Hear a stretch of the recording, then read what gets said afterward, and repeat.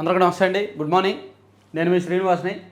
ఈనాడు, ఆంధ్రజ్యోతి, సాక్షి, ఆంధ్రప్రభ 4 వార్తాపత్రికల్లో వచ్చిన వార్తలు, వాటిలో వాస్తవాలు, ఉద్దేశాలు అన్నీ కూడా మనం ఈ వీడియోలో డిస్కస్ చేద్దాం. చాలా అంశాలు ఉన్నాయి. రాజధాని నిర్మాణానికి ఇప్పటికే ప్రభుత్వం సేకరించిన 33,000 ఎకరాలు కాకుండా మరో 30,000 ఎకరాలకు పైగా అదనంగా సేకరించాలని చూస్తున్నారు. సో అది ఎందుకు, ఏమిటి అనేది చెప్పుకుందాం. అలాగే సుప్రీంకోర్టు మొన్న ఇచ్చిన తీర్పు ఉంది కదా, రాష్ట్రపతికి కూడా 3 నెలల గడువు విధిస్తూ, సో దీని మీద కేంద్రం సుప్రీంకోర్టులో రివ్యూ పిటిషన్ వేయబోతోంది. దానికి సంబంధించిన అంశం ఏమిటో చూద్దాం. అలాగే అనకాపల్లి జిల్లాలో బాణసంచి తయారీ కేంద్రంలో ఒక పెద్ద ప్రమాదం జరిగింది. 8 మంది మరణించారు. అదొకటి. ఇలా చాలా అంశాలు ఉన్నాయి. సో అన్నీ కూడా ఉన్నదన్నట్టు చెప్పుకుందాం. దానిలో ఇవ్వండి, రాజధాని కోసం ఫేజ్ 2 భూ సమీకరణ రైతుల విజ్ఞప్తి మేరకు ప్రతిపాదనలు సిద్ధం చేస్తున్న ప్రభుత్వాన్ని ఈనాడులో మరీ రాశారండి. రైతులే వెళ్ళి అడుగుతున్నారంట, బాబు మా భూమి తీసుకోండి, బాబు మా భూమి తీసుకోండి అని. నాకు తెలిసి అయితే ఆ పరిస్థితి ఉండదు. కాకపోతే ప్రభుత్వానికి అవసరం కాబట్టి రైతుల నుంచి అభిప్రాయం సేకరిస్తున్నారు అని అయితే నాకు తెలుసు. ప్రభుత్వానికి అవసరం, రైతుల నుంచి అభిప్రాయ సేకరణ చేస్తున్నారు. ఎందుకు అవసరం అంటే, ప్రభుత్వం అంచనాలకు మించి భూముల కేటాయింపులు జరుగుతున్నాయి. అలాగే కొత్త ప్రాజెక్టులు, కొత్త వాళ్ళు కూడా భూములు అడుగుతున్నారు. ఉదాహరణకు విమానాశ్రయం కొత్తగా నిర్మించాలనుకుంటున్నారు. ఆ విమానాశ్రయానికి 4,000 ఎకరాలు అవుతుంది. అలాగే రైల్వే స్టేషను 1,500 ఎకరాలు అవుతుంది. అలాగే వస్తున్న ప్రతి ప్రాజెక్టుకి భూమి ఎక్కువగా అవసరం అవుతుంది. అలాగే ORR, IRR plus railway lines, ఇలా అమరావతి నిర్మాణానికి, రాజధాని నిర్మాణానికి భూములు ఎక్కువ అవసరం అవుతున్నాయి. వీళ్ళు అనుకున్న దానికంటే ఎక్కువ. కాబట్టి ఇప్పుడున్న భూముల కంటే అదనంగా భూములు కావాలి. అలా భూములు కావాలి అంటే చుట్టుపక్కల ఉన్న రైతుల అభిప్రాయ సేకరణ చేపట్టాలి. ఆ అభిప్రాయ సేకరణ ప్రస్తుతం జరుగుతోంది. అంతే తప్ప రైతులే వచ్చి మేము మీకు ఇస్తున్నాము, రైతులు విజ్ఞప్తి చేస్తున్నారు అనేది మాత్రం ఈనాడులో మరి అతిశయోక్తి రాశారని నేనైతే చెప్తాను. చాలామంది పచ్చి టీడీపీ వాదులు, పచ్చి ఈనాడు అభిమానులు నన్ను తిట్టుకున్నా ఏమీ అభ్యంతరం లేదు. ఇక్కడ ఏమి రాశారు, వీళ్ళు చెప్పింది ఏంటి, రైతుల విజ్ఞప్తి మేరకు ప్రతిపాదనలు సిద్ధం చేస్తున్న ప్రభుత్వం అని రాశారు. అంటే రైతులే వెళ్ళి ప్రభుత్వాన్ని విజ్ఞప్తి చేస్తున్నట్టు, బాబు మా భూములు తీసుకోండి, బాబు మా భూములు తీసుకోండి అని. అదైతే జరగట్లేదు. జస్ట్ ప్రభుత్వమే వెళ్ళి ఇదిగో మీ భూములు మాకు అవసరం, రాజధాని నిర్మాణానికి ఇంకా ఎక్స్ట్రా కావాలని. రైతులు పాజిటివ్గానే స్పందిస్తున్నారు. 90% పాజిటివ్గానే ఉన్నారు. ఇప్పటికే మంత్రి నారాయణను కలిసి భూములు తీసుకోవాలని కోరిన రైతులు ప్రస్తుతం రాజధానిలో వివిధ అవసరాలకు పోగా మిగిలేది 2,000 ఎకరాలే. స్థలాల కోసం సంస్థల నుంచి పెరుగుతున్న వినతులు, భవిష్యత్తు అవసరాల దృష్ట్యా మరింత భూసామీకరణకు కసరత్తు, మెజారిటీ రైతులు ముందుకొచ్చిన గ్రామాలతో ప్రారంభం. మంత్రి నారాయణ గారు అభిప్రాయ సేకరణ చేపట్టారు అని రాయడంలో కరెక్ట్ అన్నమాట. ఆంధ్రజ్యోతిలో రాశారు కొంచెం. అమరావతి డబుల్, రాజధాని విస్తరణకు మరో 44,000 ఎకరాల భూ సమీకరణ, 4 మండలాల్లోని 11 గ్రామాల్లో చేపట్టేందుకు ప్రతిపాదన. కొందరు రైతుల నుంచి అభిప్రాయ సేకరణతో వెలుగులోకి. తాజాగా అమరావతి వైపు పలు సంస్థల చూపు. ఇదిగోండి, కొందరు రైతుల నుంచి అభిప్రాయ సేకరణతో వెలుగులోకి. కొందరు రైతుల నుంచి ప్రభుత్వమే అభిప్రాయం సేకరిస్తోంది. ఏమయ్యా మీ గ్రామంలో భూములు కావాలి రాజధాని విస్తరణకు, సో మీ ఊర్లో అందరూ పాజిటివ్గానే ఉన్నారా అని ప్రభుత్వం అడుగుతోంది. అవునండి పాజిటివ్గానే ఉన్నారు, మా వాళ్ళు ఇస్తారు, ఇవ్వడానికి సిద్ధంగానే ఉన్నారు అని చెప్తే వెళ్తుంది, కాంట్రవర్సీస్ ఏమీ లేకుండా. తాజాగా అమరావతి వైపు పలు సంస్థల చూపు, అనేక ప్రాజెక్టుల ఏర్పాటుకు సంసిద్ధత, విమానాశ్రయం, రైల్వే లైను, మెట్రో తదితరాలకు ఇప్పుడున్న భూములు చాలవు, అందుకే మరిన్ని సమీకరణకు యోచన. రాజధాని అమరావతి పరిధి రెట్టింపు కాబోతోందా? మరికొన్ని వేల ఎకరాల భూములు ల్యాండ్ పూలింగ్ కింద తీసుకోవాలని సిఆర్డీఏ భావిస్తోందా? కొన్ని రోజులుగా రైతులతో అధికారులు జరుపుతున్న చర్చలు దీన్నే సూచిస్తున్నాయి అంటున్నారు. అనేక ప్రభుత్వ, ప్రైవేటు సంస్థలు అమరావతికి వచ్చేందుకు ఆసక్తి చూపిస్తుండటంతో రాజధానిని విస్తరించాలన్న యోచనతో మరో 44,000 ఎకరాల భూములను సమీకరణ కింద తీసుకునేందుకు సిఆర్డీఏ ప్రతిపాదన రూపొందించినట్టు తెలుస్తోంది. అది కాస్త వాస్తవం. అంతే తప్ప రైతుల విజ్ఞప్తి, మంత్రి నారాయణను కోరి కలిసి భూములు తీసుకోవాలని కోరిన రైతులు అనేది మాత్రం ఈనాడులో మరి అతి భజన ఎక్కువ అవుతుంది. ఈ మధ్య కొంచెం ట్రాక్ తప్పిందిలే, అది వేరే విషయం. సో దీన్ని ఈవెన్ ఆంధ్రప్రభ, సాక్షిలో కూడా దీన్ని హైలైట్ చేశారు. ఇదిగోండి, గ్రేటర్ అమరావతి రాజధాని మరింత విస్తరణ, భవిష్యత్తు అవసరాల కోసం భూ bank, airport, outer ring road భూసేకరణ, 3 విధానాల ద్వారా సేకరించే యోచన, కోర్ క్యాపిటల్కు చుట్టూ భూసేమీకరణకు సిఆర్డీఏ ప్రణాళికలు, వీలైనంత త్వరగా ఈ ప్రక్రియ ప్రారంభించేందుకు అడుగులు అని రాశారు. మరో 30,000 ఎకరాలు సేకరిస్తారని ఆంధ్రప్రభలో రాశారు. 44,000 ఎకరాలని ఆంధ్రజ్యోతిలో రాశారు. మొత్తానికి అరౌండ్ ఒక 30,000 ఎకరాలు అయితే సేకరిస్తారనమాట. ఇక విశాఖ మెట్రోకి లైన్ క్లియర్ అయిందంటండి. విఎంఆర్డీఏ పరిధిలో రోడ్ల విస్తరణకు ప్రణాళిక 154.60 కోట్లతో 7 మాస్టర్ ప్లాన్ రోడ్ల అభివృద్ధి, పాలనా అనుమతుల మంజూరు, మార్గదర్శకాలు జారీ అని రాశారు. ఈవెన్ సాక్షిలో కూడా ఈ అంశం రాశారు.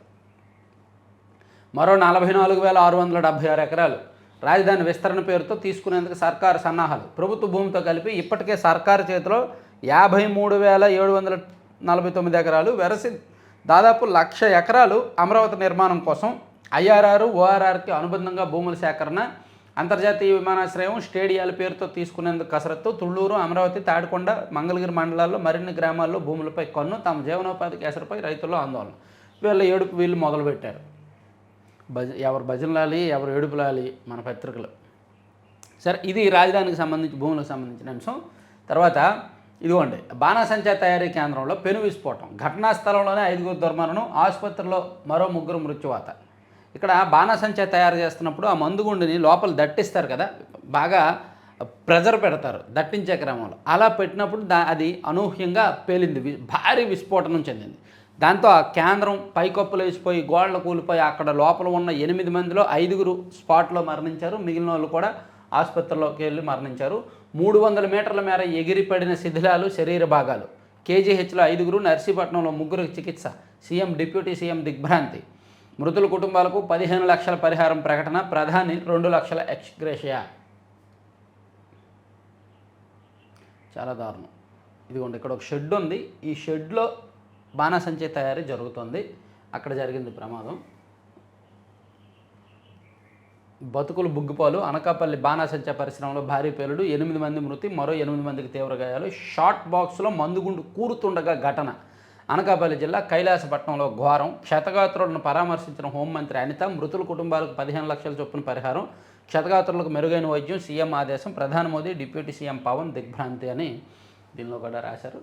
ఈవెన్ ఇక్కడ కూడా ఇదిగోండి, బాణాసంచా తయారీ కేంద్రంలో భారీ విస్ఫోటం అని వీళ్ళు రాజకీయాలు ఎత్తకుండా రాశారు. ఆంధ్రప్రభలో కూడా భారీ పేలుడు.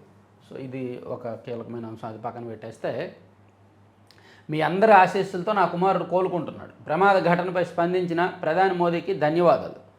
ఉప ముఖ్యమంత్రి పవన్ కళ్యాణ్ తనయుడితో కలిసి సింగపూర్ నుంచి హైదరాబాద్కు జనసేన అధినేత. తిరుమల చేరుకున్న పవన్ సతీమణి అన్నా లెజినోవా. భూ వరాహస్వామిని దర్శించుకొని తలనీలాల సమర్పణ. అన్యమతస్థుల డిక్లరేషన్పై సంతకం. నేడు శ్రీవారి దర్శనం. నిన్న పవన్ కళ్యాణ్ గారి దంపతులు బాబుని తీసుకొని సింగపూర్ నుంచి వచ్చిన వెంటనే పవన్ కళ్యాణ్ గారి భార్య అన్నా లెజినోవా గారు ఇమీడియట్గా తిరుమల వెళ్ళి తలనీలాలు సమర్పించి మొక్కు తీర్చుకున్నారనమాట. సో అది పూర్తిగా హిందూ సాంప్రదాయాలను గౌరవిస్తూ, పూర్తిగా పద్ధతిగా, డిసిప్లైన్గా, అత్యంత భక్తితో చేశారనమాట ఆ ప్రక్రియ మొత్తం. కొంతమంది డిక్లరేషన్ మీద సంతకాలు చేయడానికి ఈగోకు వెళ్తారు.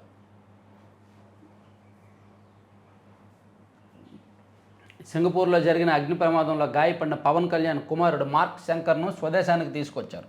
సింగపూర్లో ఓ భవనంలో ఈ నెల 8న జరిగిన అగ్ని ప్రమాదంలో పవన్ కళ్యాణ్ కుమారుడు మార్క్ శంకర్ గాయపడిన విషయం తెలిసిందే. అల్లూరు సీతారామరాజు జిల్లా పర్యటనలో ఉన్న పవన్కు విషయం తెలియడంతో అధికారిక కార్యక్రమాన్ని ముగించుకొని ఆ రోజు రాత్రి హుటాహుటిన సింగపూర్ వెళ్ళారు. ఈరోజు తీసుకొచ్చారనమాట. అది పవన్ కళ్యాణ్ గారు నిన్న కృతజ్ఞతలు తెలుపుతూ పిల్లవాడి పరిస్థితి కూడా చెప్పారు. తర్వాత సమగ్రాభివృద్ధి ధ్యేయం నారా లోకేష్ వెల్లడి. మంగళగిరి సమీపంలోని చినకాకాని వద్ద 100 పడకల వైద్యశాలకు శంకుస్థాపన.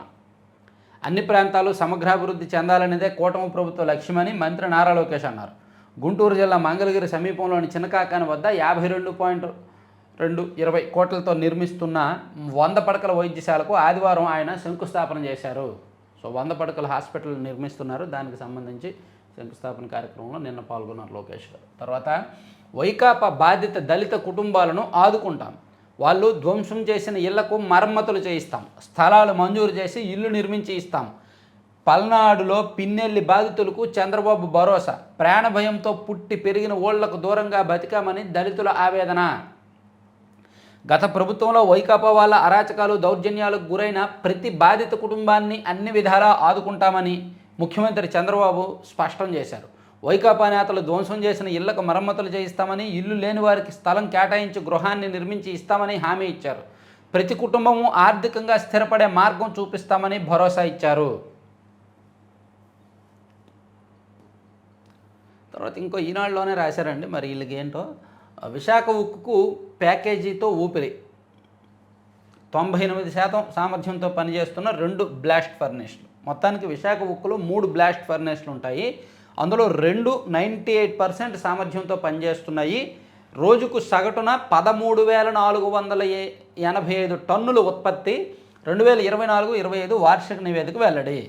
సో కూటమి ప్రభుత్వం వచ్చిన తర్వాత విశాఖ ఉక్కుకి ప్యాకేజీ ఇచ్చారు కదా, 11,000 కోట్లకు పైగా ప్యాకేజీ ఇచ్చారు కదా, ఆ ప్యాకేజీ కారణంగా ఉక్కును ఉత్పత్తి మళ్ళీ మొదలైంది. రోజుకు 13,485 టన్నులు ఉత్పత్తి జరుగుతోంది అనేది ఈనాడులో రాసుకొచ్చారనమాట.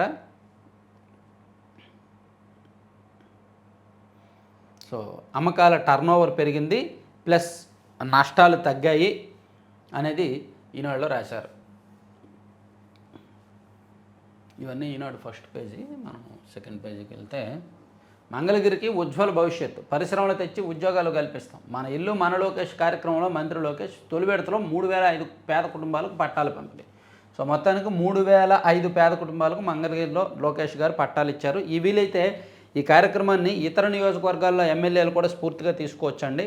నేను అది సెపరేట్గా ఒక వీడియో చేస్తాను, చాలా మంచి ప్రోగ్రామ్ అది. తర్వాత నేడు పొన్నికల్లులో ముఖ్యమంత్రి పర్యటన, అంబేద్కర్ విగ్రహానికి నివాళులు. ఈరోజు అంబేద్కర్ గారి జయంతి కాబట్టి ముఖ్యమంత్రి చంద్రబాబు నాయుడు గారు గుంటూరు జిల్లా తాడికొండ మండలం పొన్నికల్లు వెళ్తున్నారంట. రోజు ఒక మొక్క నాటుతా, విజయనగరం ఎంపీ కలిశెట్టి ప్రతిన వనజీవి రామయ్యను స్ఫూర్తిగా తీసుకొని రోజు ఒక మొక్క నాటుతానని విజయనగరం ఎంపీ కలిశెట్టి అప్పలనాయుడు చెప్పారు. రొయ్యల మేత ధర తగ్గేలా చర్యలు, రాజ్యసభ సభ్యుడు బేదా మస్తానరావు.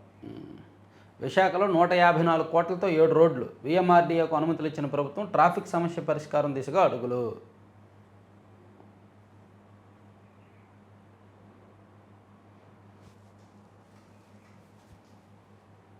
ప్రభుత్వ కార్యాలయాలకు సౌర వెలుగులు, మొదటి దశలో 147 మెగావాట్ల ప్రాజెక్టులు, 496 కార్యాలయాలను గుర్తించిన ఎన్టీపీసీ. విద్యుత్ ఛార్జీల్లో భారీగా ఆదా. ప్రభుత్వ కార్యాలయాలకు కూడా సౌర విద్యుత్ వెలుగును ప్రసరించనున్నాయి. ఆ ప్రాజెక్టుల ఏర్పాటు కోసం ఎన్టీపీసీ విద్యుత్ వ్యాపార నిగమ్ లిమిటెడ్తో రాష్ట్ర ప్రభుత్వం అవగాహన ఒప్పందం కుదుర్చుకుందంట. సో ప్రభుత్వ కార్యాలయాన్ని కూడా ఇక మీదట సోలార్ ప్లాంట్ మీద నడుస్తాయి అనేది ఇచ్చారు. తర్వాత మాదిగలకు వైకాపా వ్యతిరేకం, అందుకే రాజీనామా చేస్తున్న వైకాపా రాష్ట్ర కార్యదర్శి జోసెఫ్ కుమార్. గౌలు మృతిపై అసత్య ఆరోపణలు, తిథిదేని కరుణాకర్ రెడ్డి అప్రతిష్ట పాలు చేస్తున్నారు, ఆయనకు దేవుడంటే భయము భక్తి లేవు, చైర్మన్ బిఆర్ నాయుడు. సో నిన్న ఆయన తిరుమల గోశాలను పరిశీలించి అక్కడ అంతా బాగానే ఉంది, వైసీపీ వాళ్ళు చేసిన ఆరోపణలన్నీ కూడా అవాస్తవాలు అని చెప్పుకొచ్చారు. నిజంగా వైసీపీ వాళ్ళు మరీ వికృతమైన ఆరోపణలు చేస్తున్నారండి. ఒకసారి ఆలోచించాలి. ప్రజలు నమ్మదగే రియాలిటీతో కూడిన ఆరోపణలు చేయండి తప్ప మరీ వికృతమైనవి చేయొద్దు. రాష్ట్రం నుంచి ఎగుమతుల జోష్, 11 నెలల్లో సుమారుగా 9,000 కోట్ల పెరుగుదల అంటండి. రాష్ట్రం నుంచి 2023-24 ఆర్థిక సంవత్సరంతో పోలిస్తే ఈ ఏడాది ఫిబ్రవరి చివరి నాటికి 2024-25 ఆర్థిక సంవత్సరంలో విదేశాలకు ఎగుమతులు పెరిగాయంట. కాఫీ, రెడీమేడ్ గార్మెంట్లు, electronic goods, cotton yarn, plastic, తోలు, మాంసం, ఆభరణాలు, సుగంధ ద్రవ్యాలు, జీడిపప్పు, సిరామిక్ ఇవన్నీ కూడా ఎక్కువగా ఎగుమతి అవుతున్నాయని రాశారు. ఇండోసోల్కు నీటి కేటాయింపు ఉత్తర్వులు జారీ చేసిన ప్రభుత్వం. మరి ఇండోసోల్కి ఇవ్వకపోతే ఎలా? జగన్మోహన్ రెడ్డి గారిది కదా, ఇవ్వకపోతే ఎట్లా? ఇవ్వాలి.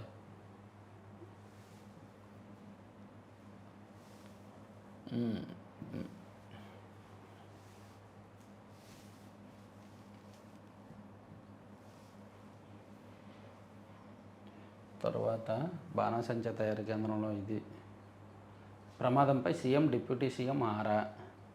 విస్ఫోటం విధ్వంసం వెనుక అందరి ఆశీస్సులతో కుమారుడు. అంటే ఇవన్నీ ఫస్ట్ పేజీకి కంటిన్యూషన్లే. సరే, ఈనాడు కాసేపు పక్కన పెట్టి మన అందరి గుండె చప్పుడు సాక్షికి వెళ్ళిపోదాం. సాక్షిలో ఆల్రెడీ మనం బాణాసంచా తయారీ కేంద్రం చెప్పుకున్నాం. ఇది కౌంట్ డౌన్ కల్లోలం రోడ్డున పడ్డ రొయ్య. ఆక్వా రైతు విలువల 10 నెలల్లో తలకిందులైన జీవితాలు, అమెరికా సుంకాల సాకుతో కౌంట్ ధరలు తగ్గించిన కంపెనీలు. ఇలా సమస్యలు రాయొచ్చు. రైతువారీ సమస్యలు, రకరకాల ప్రాంతాల సమస్యలు రాయొచ్చు. ప్రభుత్వాలకి దురుద్దేశాలు ఆపాదించకుండా, గత ప్రభుత్వానికి వీళ్ళ నాయకులకి అనవసర భజన చేయకుండా ఉన్నది ఉన్నట్టు సమస్యను ఫోకస్ చేస్తే ఈ పత్రికను ఎవడో తిట్టడు. ఆక్వా రైతు విలువల 10 నెలల్లో తలకిందులైన జీవితాలు, అమెరికా సుంకాల సాకుతో కౌంట్ తగ్గించిన కంపెనీలు. ఆ సుంకాల అమలు 90 రోజులు వాయిదా పడ్డా ఆ మేరకు పెరగని రొయ్య రేట్లు. గతేడాది కేంద్రం దిగుమతి సుంకం తగ్గించిన ఆ స్థాయిలో తగ్గని ఫీడ్ రేట్లు, జోన్ విస్తీర్ణంతో సంబంధం లేకుండా ఆక్వా రైతులందరికీ సబ్సిడీ విద్యుత్ ఇస్తామని ఎన్నికల ముందు కూటమి హామీ, సబ్సిడీపై ఏరియేటర్లు ట్రాన్స్ఫార్మర్ల హామీ గాలికి గత 5 ఏళ్ళు ఆక్వా రైతులకు అండగా నిలిచిన వైఎస్ జగన్ ప్రభుత్వం. ఇదిగో ఈ దరిద్రం పెడితేనే వార్త చదవాలనిపించదు. రైతుల సమస్యలు రాసినంత వరకు ఓకే, కానీ గత 5 ఏళ్ళు మేము ఉద్ధరించామని రాస్తేనే వార్త పక్కన పెట్టేయాలనిపిస్తుంది. అవునా కాదా? వీళ్ళు ఏం ఉద్ధరించారు? వీళ్ళ మొహం ఉద్ధరించారు. వాళ్ళ దగ్గరికి వెళ్ళి చెరువులు ఖాళీ చేయించి వాళ్ళని బెదిరించి భయపెట్టి చెరువులు ఖాళీ చేయించి చాలా వరకు లాక్కొని ఇబ్బంది పెట్టారు. తిరిగేమో అంతా ఉద్ధరించినట్టు రాస్తారు. సరే సమస్యను రాయొచ్చు కదా, సమస్యను రాసి మధ్యలో జగన్ ఏదో ఉద్ధరించినట్టు రాత ఒకటి. పనికి మాలో ఈ జీవితంలో మారరు మీరు. అంత ఉద్ధరిస్తే 11 సీట్లు ఎందుకు వస్తాయని ఆలోచించాలి కదా. చంద్రబాబు వల్లే వక్ఫ్ చట్టం, ఆయన మద్దతుతోనే మోదీ ఈ నల్ల చట్టాన్ని తెచ్చారు. చంద్రబాబు వారసులను ముస్లింలు ఎలా విశ్వసిస్తారు? వక్ఫ్ సవరణ చట్టం రాజ్యాంగ విరుద్ధం, ప్రాథమిక హక్కులను అది ఉల్లంఘిస్తోంది. రెచ్చగొట్టండి. తెలియని వాళ్ళు చదువుకున్న వాళ్ళు ఎక్కువ ఉంటారు పాపం, వాళ్ళే మీ మాట వింటారు, వాళ్ళని రెచ్చగొడతా ఉండండి. తర్వాత వక్ఫ్ సవరణ చట్టాన్ని రద్దు చేయాలి, విశాఖ అనంతపురం నగరాల్లో కథం తొక్కిన ముస్లింలు. ఓకే. తర్వాత చంద్రబాబు అవకాశవాద లౌకికవాది. చంద్రబాబు ఆయనకు సిద్ధాంతాలు విలువలు లేవు. 2019 ఎన్నికల్లో ప్రధాని మోదీని ఉగ్రవాది అన్న నోటితోనే ఇప్పుడు పొగుడుతున్నారు. బీజేపీతో ఉన్నప్పుడు ఒకలా లేనప్పుడు మరోలా లౌకికవాదానికి అర్థం మారుస్తారు. వివాదాస్పద వక్ఫ్ బిల్లుకు ఇస్తూ బీజేపీ వైపు దృఢంగా నిలబడ్డారు ప్రముఖ జర్నలిస్ట్ రాజ్దీప్ సర్దేశాయ్. సో అది కొంత వాస్తవాలు ఉండొచ్చు కాక ఇప్పుడు రాజకీయ విధానం అండి. బీజేపీతో వ్యతిరేకిస్తున్నప్పుడు వ్యతిరేకంగా మాట్లాడతారు. చంద్రబాబు గారితో సమస్య అదే, ఎవరినైనా శత్రువుగా చూస్తే ఆ శత్రుత్వాన్ని ఒళ్ళంతా పూసేసుకొని పర్సనల్గా వెళ్ళిపోతారు. ఇంకా నరేంద్ర మోదీని 2019కి ముందు వ్యతిరేకించినప్పుడు అంత ధాటిగా వ్యతిరేకించారు. అతని పర్సనల్ వ్యవహారాలను కెలికారు, అతని పెళ్లి వ్యవహారాలను కెలికారు, అతని కులాన్ని కెలికారు, మొత్తం అన్నీ కెలికి పడేశారు. ఆ తర్వాత అతనితో సయోధ్య కుదిరినప్పుడు, అతనితో పొత్తు పెట్టుకున్నప్పుడు అసలు అతిశయోక్తులన్నీ పొగుడుతారు, అర్థం పర్థం లేని పొగడ్తలన్నీ పొగుడుతారు. శత్రుత్వం ఏమో అంత దారుణంగా తిట్టి అంత దారుణంగా విమర్శించి, పొత్తు కుదిరాక అంత అతిశయోక్తులతో పొగడాల్సిన పని లేదు. అలా చేయడం వల్లనే చాలామంది చంద్రబాబు గారిని ఖచ్చితంగా విమర్శిస్తారు. ఇదిగోండి, ఇది అటువంటిదే. బీజేపీతో ఉన్నప్పుడు ఒకలా లేనప్పుడు మరోలా లౌకికవాదానికి అర్థం మారుస్తారు. వివాదాస్పద వక్ఫ్ బిల్లుకు మద్దతు ఇస్తూ బీజేపీ దృఢంగా నిలబడ్డారు.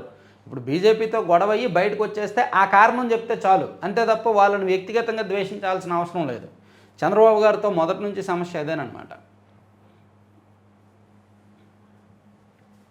సో అందుకు ఇటువంటి విమర్శలు వస్తాయి. ఇటువంటి విమర్శలు లైఫ్ లాంగ్ వచ్చినా కాయాల్సిందే. బీజేపీతో ఉన్నప్పుడు ఒకలాగా లేనప్పుడు మరోలా మాట్లాడతారని. పాత కుట్రకు మళ్ళీ పొదనం. నాటి ప్రతిపక్ష నేత వైఎస్ జగన్పై హత్యాయత్నం కేసులో నిందితుడు శ్రీనివాసరావుతో మాజీ ఇంటెలిజెన్స్ చీఫ్ ఏబీ భేటీ. ముమ్మిడివరంలో అతని ఇంటికి వెళ్ళి ప్రత్యేక మంతనాలు. జగన్ మీద హత్యాయత్నం సమయంలో రాష్ట్ర ఇంటెలిజెన్స్ చీఫ్ ఏబీనే. అప్పట్లో విచారణ కూడా చేయించకముందే నిందితుడు జగన్ అభిమాని అని ప్రకటించిన డీజీపీ, ఏబీ, టీడీపీ నేతలు ఇప్పుడు మళ్ళీ శ్రీనివాసరావును వెతుక్కుంటూ ఇంటికి వెళ్ళి కలిసిన ఏబీ. తద్వారా నాటి హత్యాయత్నం వెనుక అసలు కుట్రదారులు ఎవరో సుస్పష్టమంటున్న పరిశీలకులు. ఎవరా పరిశీలకులు? ప్రజలు అని రాసిపడేయండి మీరు రాసే పైత్యం వార్తలు. నిజంగా ఈ కుట్ర ఉంటే గత 5 ఏళ్ళు ఎందుకు కోర్టుకు వెళ్ళి సాక్ష్యం చెప్పలేదు జగన్మోహన్ రెడ్డి గారు? ఆయన ఒక బాధితుడేగా, ఆయన కోర్టుకు వెళ్ళి సాక్ష్యం చెప్పొచ్చుగా, ఎందుకు చెప్పాలా? ఎన్ఐఏ విచారణలో ఏం తేలింది? వాళ్ళు జాతీయ దర్యాప్తు సంస్థగా, అదేమి టీడీపీ వాళ్ళు లేదంటే ఏబీ వెంకటేశ్వరరావు గారు లేదంటే చంద్రబాబు నాయుడు గారు మేనేజ్ చేయరు కదా, దాన్ని నేషనల్ దర్యాప్తు సంస్థ కదా. వాళ్ళు నిజం చెప్పారు కదా దీనిలో కుట్ర కోణం లేదు అని. కోర్టుకు వెళ్ళి సాక్ష్యం చెప్పరు, కానీ కుట్ర అని ఏడుస్తారు. ఎన్ఐఏ దర్యాప్తులో నిజం తేలింది, అయినా సరే కుట్ర అని ఏడుస్తారు. వీళ్ళు ఏమనుకుంటే అదే చెప్తారు. వీళ్ళకి వ్యతిరేకంగా 100లో 99 మంది చెప్పినా లేదు మేము చెప్పిందే కరెక్ట్ అంటారు. ఫేక్ అని అందుకే అంటారనమాట. వీళ్ళకి వీళ్ళు పొడుచుకున్నారు, పొడిపించారు. ఈ కుట్ర వెనక జరిగిందంతా నేను చెప్పనా? చెప్తే చాలామంది ఫీల్ అవుతారు. బాగా తెలుసు. ప్రస్తుత విజయనగరం జడ్పీ చైర్మన్గా ఉన్న మజ్జి శ్రీనివాసరావు గారికి ఈ కుట్రకు సంబంధించిన వ్యవహారం మొత్తం తెలుసు. కథ, స్క్రీన్ ప్లే, డైరెక్షన్ మొత్తం ఆయనే చేయించారు. అప్పట్లో ఆయనకు బాగా తెలుసు. ఆయన జగన్మోహన్ రెడ్డి గారు కలిపి చేయించారు ఇదంతా కూడా. ఈ కుర్రాడికి బాగా తెలుసు, కానీ ఈ కుర్రాడు మొత్తం మాట్లాడలేడు. వాళ్ళే చేయమన్నారు నాకు అని ఇతను చెప్పలేడు. ఎందుకంటే ఇతను కూడా పాత్రదారుడు కాబట్టి. అదే జానపల్లి శ్రీనివాస్. పొడిపించుకొని సింపతి డ్రామాలు ఆడి ఆ తర్వాత వాళ్ళు పొడిచారు వీళ్ళు పొడిచారు హత్యాయత్నం అంట. కోడికత్తి పట్టుకొని భుజం మీద పొడిస్తే చచ్చిపోతారా? దానికి హత్యాయత్నం అని పేరా?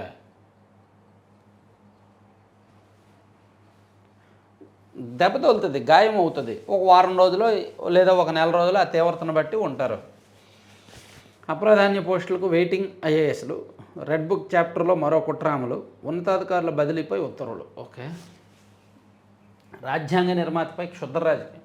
విజయవాడ నడిబొడ్డున వైఎస్ జగన్ ప్రభుత్వం 125 అడుగుల ఎత్తులో ఏర్పాటు చేసిన అంబేద్కర్ విగ్రహం నిర్వహణను ప్రైవేట్ పరం చేయనున్న చంద్రబాబు సర్కార్.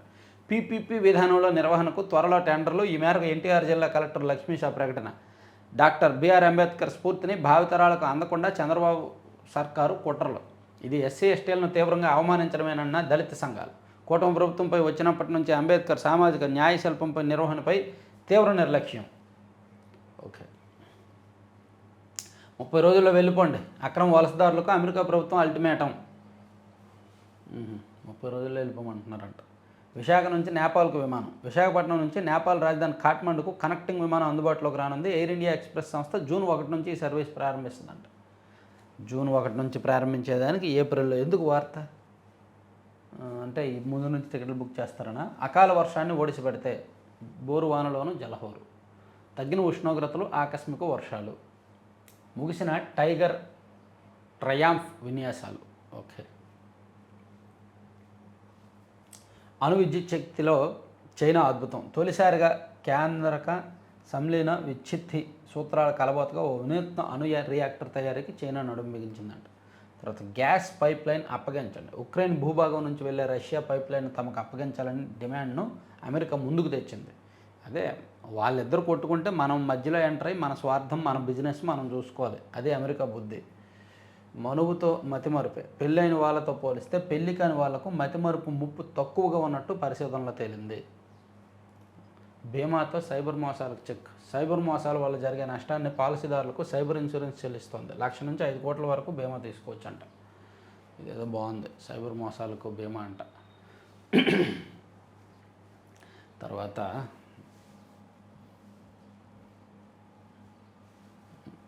ఇది చెప్పుకున్నాం కదా. తర్వాత భారత అమ్ముల పొదిలో లేజర్ అస్త్రం. లేజర్ పుంజాలతో డ్రోన్ల విధ్వంసక వ్యవస్థ. దేశంలో తొలిసారి అత్యంత అధునాతక డైరెక్టెడ్ ఎనర్జీ వెపన్ MK2 ప్రయోగం. కర్నూలులో పరీక్షలు నిర్వహించిన DRDO 30 కిలోవాట్ లేజర్ సామర్థ్యంతో ధ్వంసం. నిఘా సెన్సార్లకు అడ్డుకట్ట. తొలి ప్రయోగం సక్సెస్ అంట. భారత అమ్ముల పొదిలో అధునాతన ఫ్యూచరిస్టిక్ స్టార్ వార్స్గా పేర్కొంటున్న లేజర్ అస్త్రాలు త్వరలోనే చేరనున్నాయి. లేజర్ పుంజాలతో శత్రువుల డ్రోన్స్, క్షిపణులను విధ్వంసం చేయగల లేజర్ డైరెక్టెడ్ ఎనర్జీ వెపన్ MK2ను రక్షణ పరిశోధన అభివృద్ధి సంస్థ తొలిసారి ప్రయోగించింది. సక్సెస్ అయిందంట అది. సో ప్రత్యర్థులు ప్రయోగించే డ్రోన్స్, క్షిపణులు వాటిని ధ్వంసం చేస్తుంది లేజర్ పుంజాలు. తర్వాత అమరావతి డబ్బులు చెప్పుకున్నాం. రాళ్ళేద్దాం. వైసీపీ విద్వేష క్రీడ. వాళ్ళకు వచ్చిందే అది. మళ్ళీ ఏముంది? వాళ్ళకి తెలిసింది అదే. కుల మత విద్వేషాలు రెచ్చగొట్టే ప్రయత్నం. 2019 ఎన్నికలకు ముందు అబద్ధాలతో అందలం. 2024 ఏవటం తర్వాత మళ్ళీ కుట్ర రాజకీయం. జనంలోకి ఐప్యాక్ మార్క్ ఫేక్ ప్రచారాలు. పాస్టర్ ప్రవీణ్ మృతిపై అసత్య ఆరోపణలు, హత్య అంటూ అలజడి రేపే ప్రయత్నం. తాజాగా టీటీడీ గోశాలపై దుష్ప్రచారం. అంబేద్కర్ సెంటిమెంట్తో కులాల చిచ్చు. శాంతి భద్రతలో అదుపు తప్పేలా కుతంత్రం. అడ్డుకట్ట వేయాల్సిన బాధ్యత ప్రభుత్వానిదే.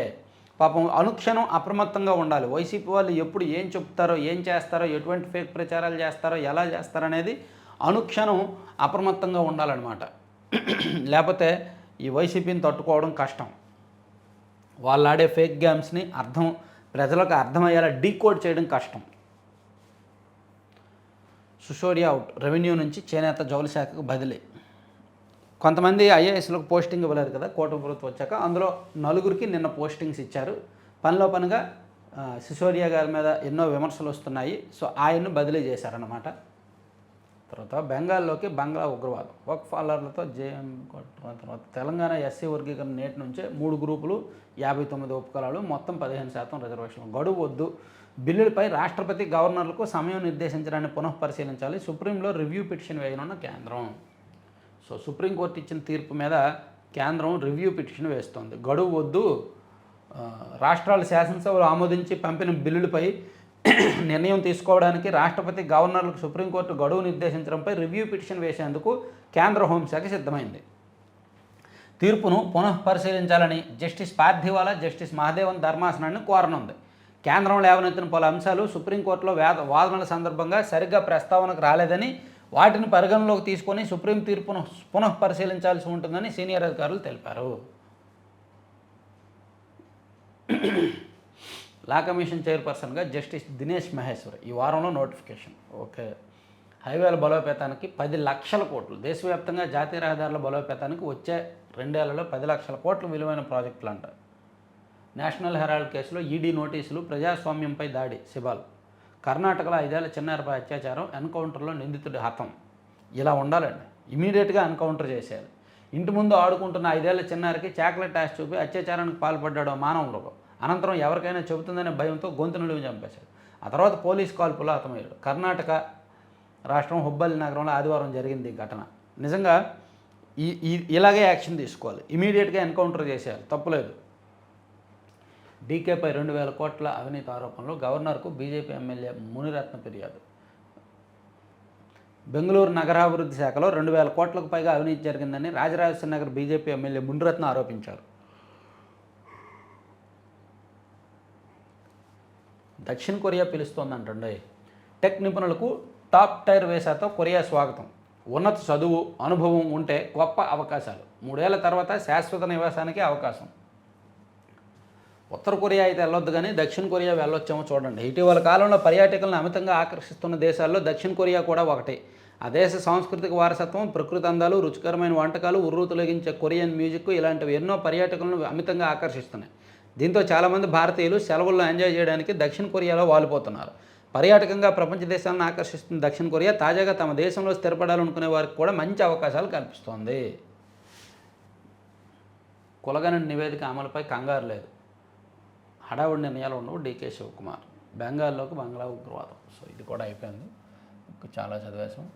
ఆంధ్రప్రభలో చూసుకుంటే రాజధానికి భూసేకరణ, తర్వాత అమరావతి భారీ పేలుడు, కడప గడ్డపై మహానాడు. రాయలసీమలో పార్టీ బలోపేతమే లక్ష్యం. 3 రోజుల పాటు పసుపు పండుగ. మే 27, 28, 29 తేదీల్లో నిర్వహణ. ఆఖరి రోజు 10 లక్షల మందితో భారీ సభ. మొదలైన సన్నాహక కార్యాచరణ. త్వరలో పర్యవేక్షణ కమిటీలు నియామకం. వరద జలాలతోనే బనకచర్ల.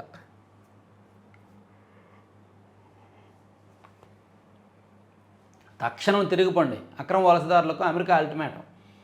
అమెరికాలో ఉంటే నెలలోపు తప్పక రిజిస్టర్ చేసుకోవాల్సిందే, లేదంటే జైలు, జరిమానా, దేశం నుంచి బహిష్కరిస్తాం. శ్రీశైలం ఖాళీ, డెడ్ స్టోరీకి చేరువైందంట. తర్వాత రివ్యూ చేపట్టాలి. సుప్రీంకోర్టులో రివ్యూ పిటిషను. ఉన్నత విద్యా సంస్థల్లో అన్నీ ఖాళీ. దేశానికి ఆదర్శంగా మంగళగిరి ఆసుపత్రి. సీనియర్ ఐఏఎస్లకు స్థానచలనం. జయలక్ష్మికి అదనంగా రెవెన్యూ భూ పరిపాలన. సరే, ఇవన్నీ ఆంధ్రప్రభ అంశాలన్నమాట.